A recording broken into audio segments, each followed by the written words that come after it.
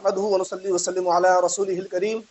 ناظرین، آج میں آپ کو بتاؤں گا کہ سجدہ تلاوت کے کرنے کا طریقہ کیا ہے، کیا انداز سے ہم سجدہ تلاوت کو ادا کر سکتے ہیں۔ دیکھیں، سب سے پہلے ہم سمجھتے ہیں کہ سجدہ تلاوت کہتے کس چیز کو ہے۔ سجدہ تلاوت اس سجدے کو کہتے ہیں کہ قرآن مقدس کے اندر 14 مقامات پر ایسی آیات ہیں جن کو پڑھنے سے ہمارے امام اعظم ابو حنیفہ رضی اللہ تعالی عنہ کے نزدیک سجدہ واجب ہو جاتا ہے۔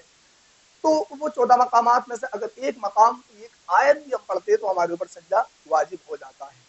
اب اگر کوئی شخص قرآن مقدس کی تلاوت کر رہا تھا اور اسی تلاوت میں اس نے وہ آیت پڑھی کہ جس میں سجدہ ہے تو اس پر سجدہ تلاوت واجب ہو گیا، اگر وہ نہیں کرے گا تو گناہ گار ہوگا۔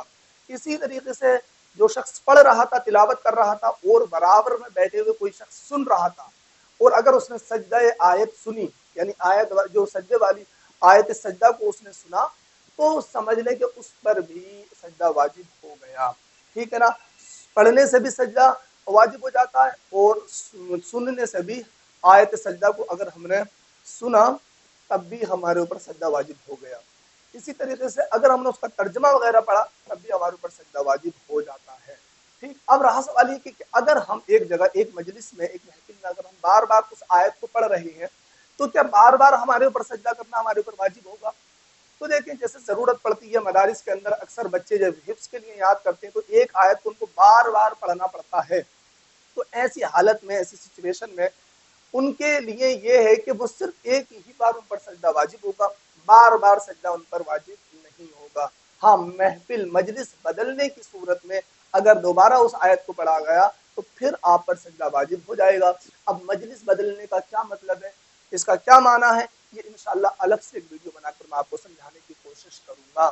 بہرحال سجدہ تلاوت اگر ہم آیت سجدہ یعنی کہ سجدے کی آیت کو اگر ہم پڑھیں گے تب بھی ہمارے اوپر سجدہ واجب ہو جائے گا، اور آیت سجدہ کو اگر ہم سنیں گے تب بھی ہمارے اوپر سجدہ واجب ہو جائے گا۔ سجدے والی آیت سننے سے بھی سجدہ واجب ہو جاتا ہے، اس کا ترجمہ وغیرہ پڑھنے سے بھی سجدہ ہمارے اوپر واجب ہو جائے گا۔ اب اس کے مسنون طریقہ، اس کے ادا کرنے کا مسنون اور مستحب طریقہ کیا ہے؟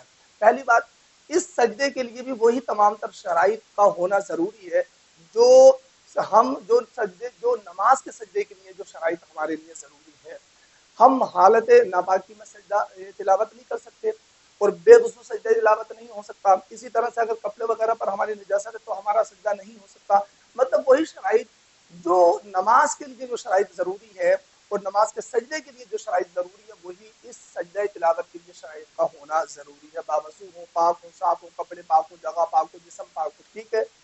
اب اس کا کرنے کا جو مسنون اور مستحب طریقہ ہے وہ یہ ہے کہ انسان نے جب سجدہ تلاوت کو پڑھا تو پڑھنے کے فوراً بعد کر لے، اگر جگہ وغیرہ وہاں پر ہے۔ تاخیر کرنا مناسب نہیں ہے، صحیح نہیں ہے، اور اگر جگہ وغیرہ نہیں ہے تو بعد ادا کرے۔ اور ادا کرنے کا جو صحیح اور مسنون طریقہ ہے وہ یہ ہے کہ کھڑا ہو کر کے تکبیر تحریمہ کہنے کی کوئی ضرورت نہیں ہے، بلکہ اللہ اکبر سیدھا کہتا ہوا سجدے میں آ جائے، 3 مرتبہ 3 تسبیح پڑھے سبحان ربی الاعلی، اس کے بعد اللہ اکبر کہتا ہوا کھڑا ہو جائے۔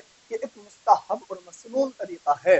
بہرحال اگر کسی نے بیٹھے بیٹھے بھی اگر سجدہ تلاوت کیا، یعنی بیٹھ کر کے وہ سجدے میں چلا گیا اور اسی طرح سے بیٹھ گیا، تب بھی سجدہ ادا ہو جائے گا، لیکن مسنون اور مستحب طریقہ یہ کہ کھڑے سے کرے اور پھر کرنے کے بعد کھڑا ہی ہو جائے۔ تو امید ہے کہ آپ کی سمجھ میں آ گیا ہوگا انشاءاللہ۔